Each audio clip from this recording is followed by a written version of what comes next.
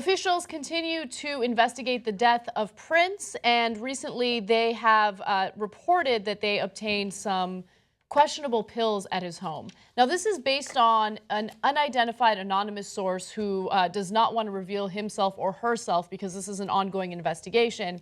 But according to the Associated Press, nearly 24 pills found in one Aleve bottle were falsely labeled as Watson 385.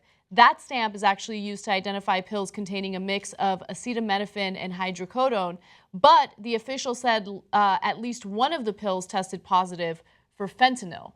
So fentanyl was really one of the biggest issues in Prince's death, and fentanyl is a huge issue here in the United States currently with an increase in opioid abuse and addiction. And so, right now, the authorities are questioning how he got his hands on it because it appears that it is not a prescription for fentanyl. It's actually street fentanyl, a synthetic version of it.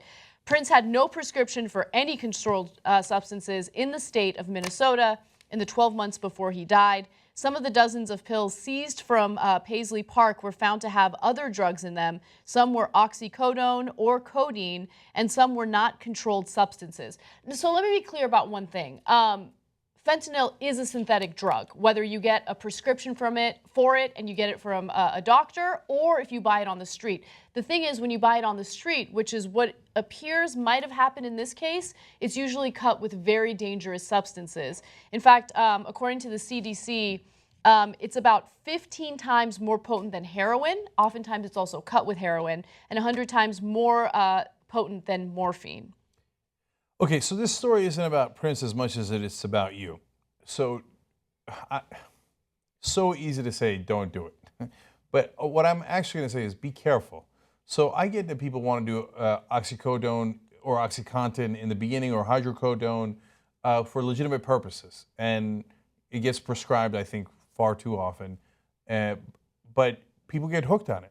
How many stories do you have to see before you realize how badly they get hooked on it? And once they do, it gets, devolving cycle here. Then heroin is cheaper. Like Prince didn't have a problem with affording it. Mm-hmm. That wasn't the issue. And, it's hard to tell from this insane mix of drugs how Prince got started. Mm-hmm. But we've covered this story in the past for, overall for Americans. And it's usually starts with painkillers. Right.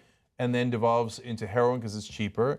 And then fentanyl, and then you have a much greater chance of dying, and off you go. All right, I don't know fentanyl well enough, but can I just say don't take that one?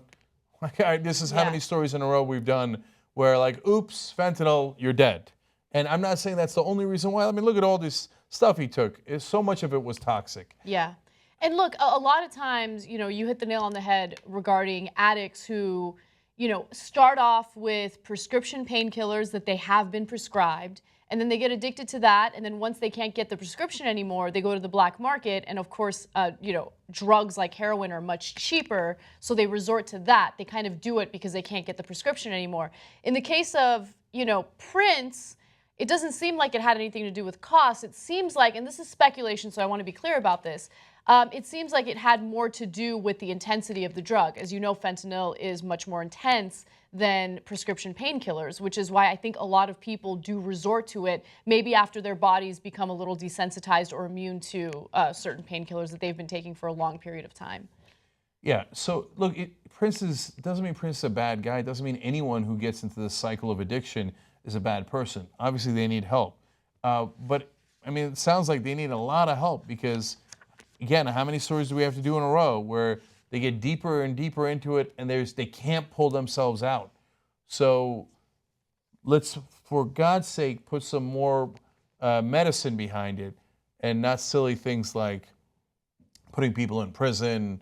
And now in Prince's case, it didn't come to that, but I wish somebody would have gotten him better health care and not this crap.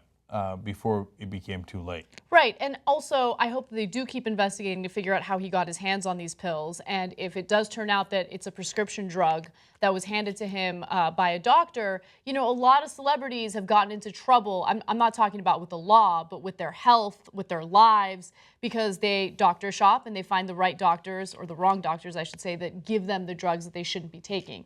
If that's the case here, you know, these doctors need to be held accountable for it. We know that that happened with Michael Jackson's doctor. Hopefully, if that's the case in this story as well, that doctor faces the consequences for it. Well, that's part of it too, but there's also personal responsibility. I mean, these celebrities, they pay, it appears, they pay a lot of money to these doctors. Give it to me, give it to me, give it to me, give it to me. So, look, now there's, you know, the personal responsibility part doesn't matter at this point for Prince and Michael Jackson because they've already passed away. But people will do crazy things. I'm always reminded of Rush Limbaugh. So, conservative talk show host said about people who get addicted to drugs, we should lock them up and throw away the key. Got addicted to OxyContin and started taking it at industrial levels. And then he would do anything to get it. He got his housekeeper to get other people to get him prescriptions and from like all these different sources. And he took so much of it that he lost his hearing. He was lucky that he got caught and then got some treatment before, you know, it devolved even worse. And we don't know where it stands today. But now in this case, man, that's a weird example because he actually is a bad guy. But most of the people, but not in this context. Yeah. It's human to get, you know, addicted to it. That's why you should be really, really careful when a doctor prescribes you these heavy-duty pharmaceutical drugs that they tell you is perfectly fine. Maybe in small doses, maybe for a limited period of time, but don't get dragged into this cycle. You know, the Young Turks has a whole 2-hour show every single day, and you can get it ad-free if you're a member. tytnetwork.com/join. Go.